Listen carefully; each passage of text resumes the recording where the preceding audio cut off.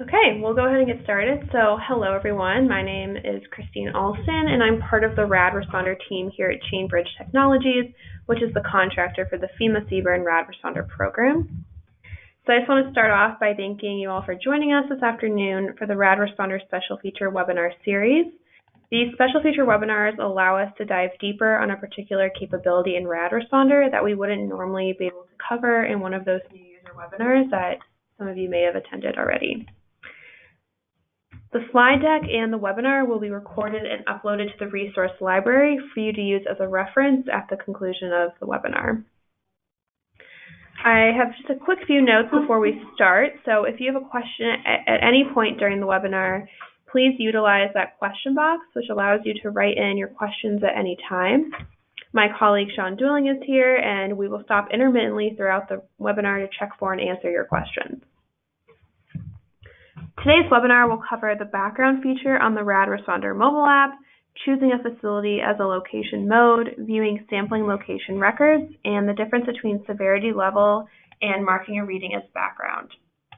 So this is a new feature that was added so you can filter to background readings to more easily make comparisons. And also in a large-scale incident, NARAC might use the RadResponder data for their modeling, and then they can use these background readings to make more refined models if you have them uploaded ahead of time. So let's jump in, and we'll start with the mobile app. So for every data type, you have the option to manually mark a reading as background. So for surveys, samples, spectra, and also any of those data types within a data set. So for surveys, you can toggle that background on or off on iOS, and for Android, it's going to be a checkbox. But you can do that manually as a data collector for surveys, for samples, and for spectra. And like I said, any of those data types within a data set as well. So for each data point that is recorded, a location must be associated with the reading. If you scroll down on any of those create forms, you will see location. Currently, it's defaulted to your current location, but we can always change that location mode. So we'll click into location to view the details and to change that mode. So here we see the details, and then at the top we see select location mode, so I'm going to click into that.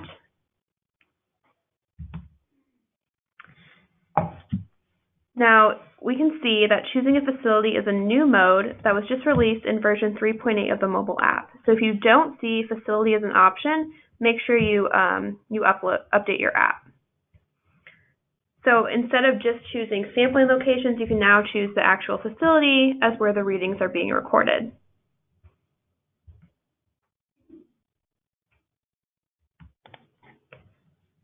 Sampling locations are also still an option, and this is what we'll be focusing on today.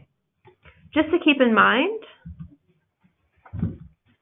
both your sampling locations and your facility, they need to be uploaded to the event beforehand from the website in order for you to see those facility and sampling locations via the mobile app. And I'll quickly show you how you can do that. So if the facility is already associated with your organization, then open the event, open that facilities tab, and then click Add Facility. Then you'll need to resync your mobile app for those facilities and sampling locations to show up. But if you have any questions on how to add a facility to your organization or to an event, we can talk about that offline after the webinar, and we can go over step by step how you can do that. Okay. So once your recorded data has been uploaded from your mobile app to the RadResponder website, you will be able to start analyzing trends utilizing the background feature via the website side of RadResponder. So if data has been associated with a sampling location or a facility, you will be able to see a historical record of the readings taken at that sampling location or facility to see trends, make decisions, determine what a typical reading is in that area, etc. So this option is sort of limited to your imagination. You can use this however you'd like. These are just some of the suggestions that we have. So if you open the details of the facility, you can choose the sampling location that you would like to view the records of. So I'm going to choose sampling location 1.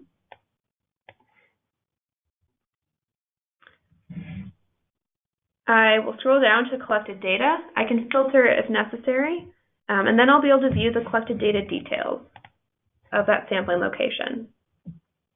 So here, in reverse chronological order, I have all of the readings that were taken at this sampling location. So as I can see here, I'm looking for trends, and I'm also looking for anomalies. So for my first trend that I see that typical background readings in this area hover around between 5 and 6 microR per hour. Then I see this reading, which is 51.54 microR per hour. So this is an anomaly, and because we have that historical record, it's easier for us to see when these trends appear, when we see things that spike. So just something to keep in mind as a use case as you move forward. We can also view background readings at the event-specific level instead of viewing it by the facility itself.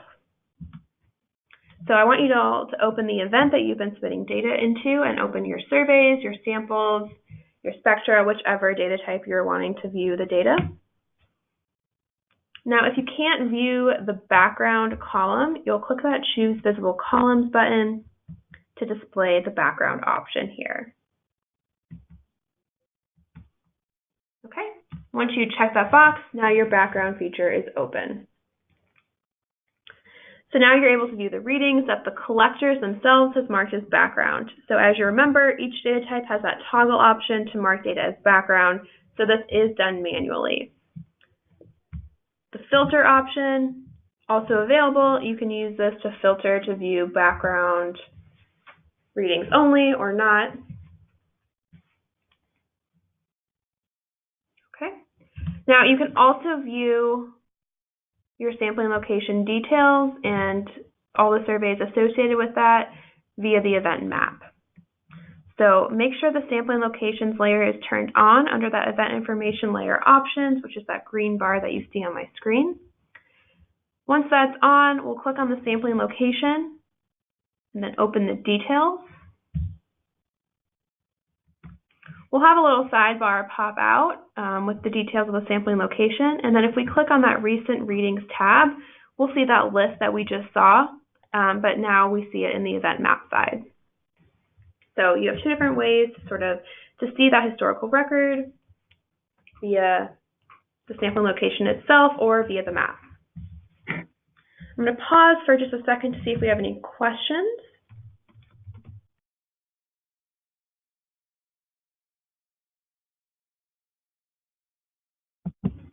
Okay, so we'll go ahead and continue.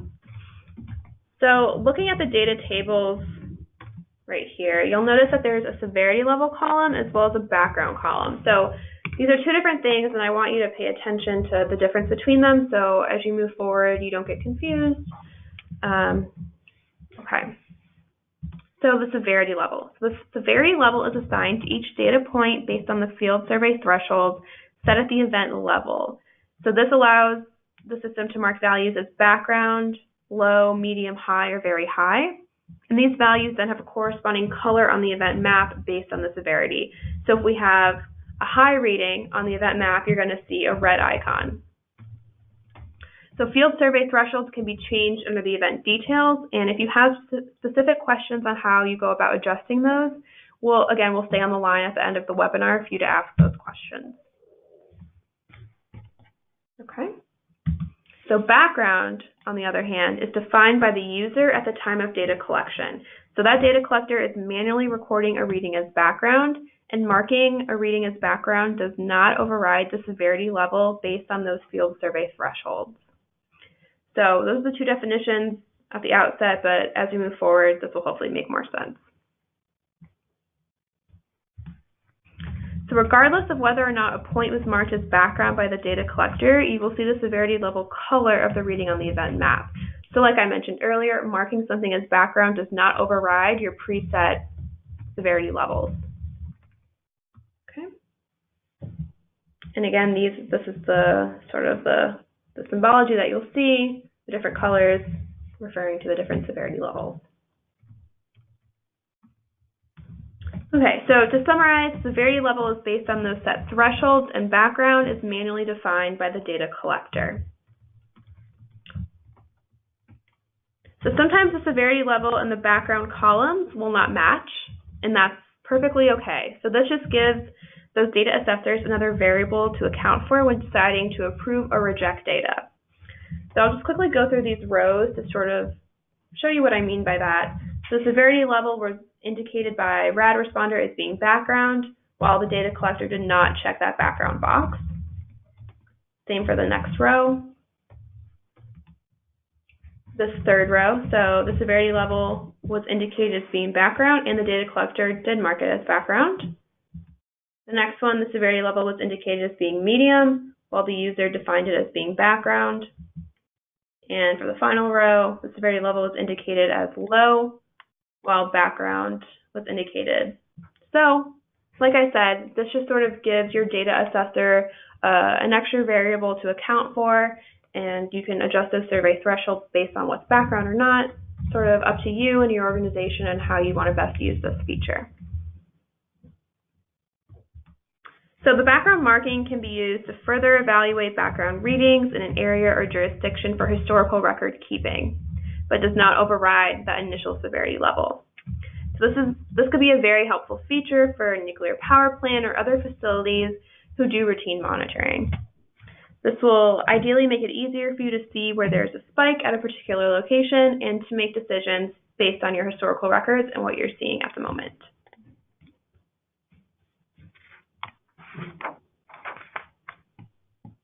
Okay, so that's pretty much the overview of the background feature here in RadResponder that was recently released.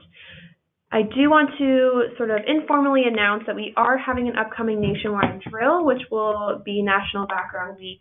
We're tentatively scheduling this to take place in April of 2019, and the goal of this drill is to create a regional or jurisdictional background map to serve as a basis for making comparisons and observations. This drill will give you an opportunity to practice using this capability that we went over today, and it will allow you to create those historical background surveys associated with sampling locations. When those dates and details are set, we'll be sure to announce that via our newsletter and as well as on our social media pages, so keep a lookout for that. And just as another reminder, these slides and the webinar will be posted in the resource library for you to go back and reference. But I am going to pause and see if we have any other outstanding questions. If not, thank you very much for joining us. This was a quick and brief webinar, but again, this is just to sort of go over that new feature in RadResponder to get you acquainted with and comfortable to use it. But my colleague Sean and I will stay on the line. Please feel free to send us any questions. You can also use that raise your hand feature, and we can unmute you and you can ask your question via the phone. If not, you can always email us at support@radresponder.net, and that email is sent to the whole team, so we'll be sure to get back to you as soon as possible. All right, well, thank you all for joining us. Again, my name is Christine, and have a great day.